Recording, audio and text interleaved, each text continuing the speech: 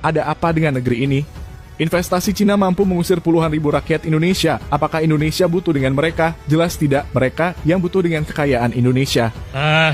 Saya ingin cerita sebenarnya apa sih yang berubah terjadi sehingga terjadi. Kita tahu sampai 2016 saya menganggap beliau masih memihak kepada rakyat. Sampai menteri-menteri yang memihak kepada rakyat itu diberhentikan. Kita tahu semua saat itu Rizal Ramli diberhentikan, Sudirman Said diberhentikan, kemudian Anies Baswedan diberhentikan, Peri Musilaban almarhum diberhentikan. Jadi hampir semua menteri yang menyuarakan kepentingan rakyat itu diberhentikan. Dan digantilah dengan menteri-menteri berbasis pengusaha. Jadi terjadi perubahan di 2016.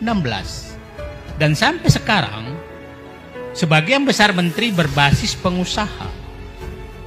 Dan Pak Gatot, Pak Batiar Fransa pernah di kabinet. Terbayang nggak menteri-menteri itu kalau berkumpul pengusaha itu? Apa yang kira-kira dibahas? Saya tidak melihat lagi ada menteri berbasis aktivis dan memperjuangkan rakyat. Sekarang tidak ada. Akhirnya terlalu bodoh kita kalau mengharap bahwa ada dalam pemerintahan yang memikirkan rakyat. Jadi saya kaget kalau ada orang yang berharap kepada mereka. Jadi itu tanda belok yang sangat tajam di 2016. Di 2015 kita masih perang. Kejar papa minta saham, kejar Freeport, kejar yang lain. Tapi setelah itu mulai 2017 tambang nikel diserahkan ke Cina. Semua undang-undang yang menghalangi investor itu diubah. Sampai puncaknya Omnibus Law. Itu semua diubah. Jadi saya katakan tikungan kudeta oligarki berbasis investasi terjadi di 2016 dan berlanjut di 2000 dan sampai sekarang. Nah, ini berlanjut sampai sekarang, termasuk partai politik juga diambil alih. Jadi kekuasaan sekarang adalah kekuasaan oleh para investor. Jadi bukan kekuasaan politik. Politik adalah alat investor untuk mengobjektifkan kepentingan subjektif dia. Itu istilah yang sering saya pakai.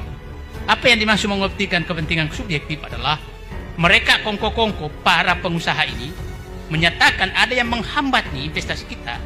Maka hubungi partai politik, kota partai politik, kami punya ide mau mengubah undang-undang ini, maka diubahlah undang-undang itu. Jadi sederhana sekali negara ini sekarang. Kalau dulu Pak Gatot pernah menyatakan berapa angka menguasai negara, sepertinya sekarang tidak perlu lagi, Pak. Mereka kongko 10 orang, selesailah negara ini. Ya. Nah, yang menariknya undang-undang ini karena seakan-akan terpesan dari suatu negara. Dalam ini Cina, seakan-akan terpesan dari satu negara. Saya kasih contoh paling nyata, Rempang lah, yang paling baru. Coba bayangkan bulan Juli kunjungan Presiden ke Cina dan Bahlil menandatangani MOU dengan perusahaan Cina. Bulan Agustus keluar keputusan Menko Perekonomian menyatakan dari itu proyek strategis nasional. Bulan September penggusuran dilakukan dan 28 September harus menyatakan kosong. Oke? Apakah yang secepat itu terjadi? Kalau bukan karena sudah negara ini sudah diambil alih oleh investor dalam dan luar negeri. Nah, jadi janganlah berkelit bahwa politik masih menguasai, hukum masih menguasai. Saya menyatakan sudah tidak ada kekuasaan di negeri ini kecuali yang punya uang. Dan mereka sudah dibeli. Kita telusuri pernyataan beberapa pejabat. Presiden Jokowi 2019 pada saat kampanye menyatakan Jokowi soal menghambat investasi, saya akan kejar dan hajar. Coba bayangkan seorang presiden menyatakan kata kejar dan hajar. Ya Jenderal Gatot, kalau jenderal bisa ngomong tembak, maka prajurit langsung nembak. Ini presiden menyatakan hajar. Artinya saat itu mungkin oligarki sudah menyatakan keluarkan pernyataan keras kalau mau menang, karena tidak lagi perhatikan rakyat, tidak ada pembelaan rakyat saat itu, adalah kita hajar. Tanggal 3 Desember 2021 setelah menang, Jokowi perintahkan Kapolri copot Kapolda yang tak kawal investasi. Makanya jangan heran pada saat pesawat mengantar tenaga kerja asing Cina datang ke Sulawesi Tenggara itu dikawal oleh polisi. Dikawal karena akan dicopot kalau dia tidak dilakukan. Nah, kemudian Pak Luhut Desember 2022, 1 Desember, Luhut ancam bulldozer orang-orang yang halang-halangi investasi ke RI. Di bulldozer. Semua kata-kata yang terlalu kasar kepada rakyat demi investasi sudah keluar dari pemimpin tertinggi negeri ini. Jadi kalau yang rempang itu hanya pelaksanaan daripada instruksi tertinggi dari pemimpin negeri.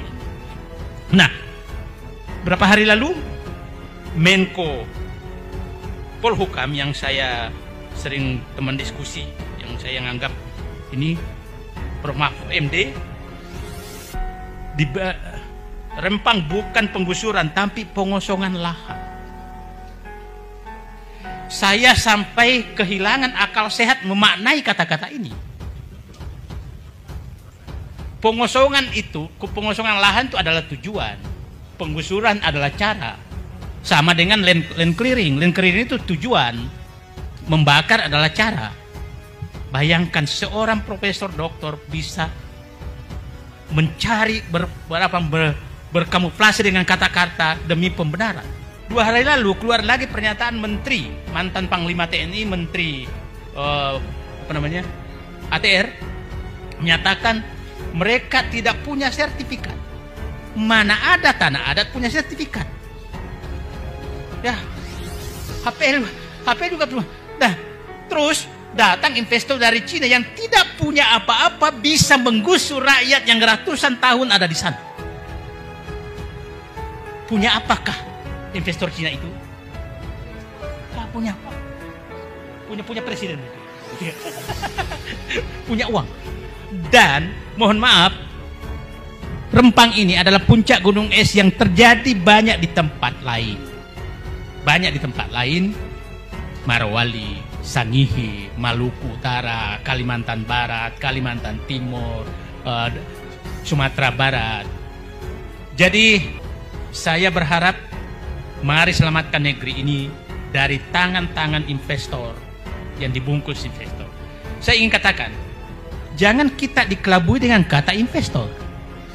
Investor tuh bisa menjadi aneksasi bangsa ini. Yang hanya bisa dikatakan investor apabila memberikan 5 manfaat. Kalau tidak memberikan ini maka dia penjajah. Oke Pak? 1, meningkatkan pendapatan negara. Yang kedua, mendorong pertumbuhan perekonomian nasional. Yang ketiga, menampung tenaga kerja. Yang keempat, meningkatkan kesejahteraan rakyat. Yang kelima, meningkatkan nilai tambah sumber daya alam dan dinikmati oleh rakyat. Itu baru investor nama. Kalau 5 hal ini tidak terjadi, maka dia adalah penjajah. Jadi jangan sampai yang diundang mereka ini adalah penjajah. Saya ingin mulai ini. Kasih contoh Morowali.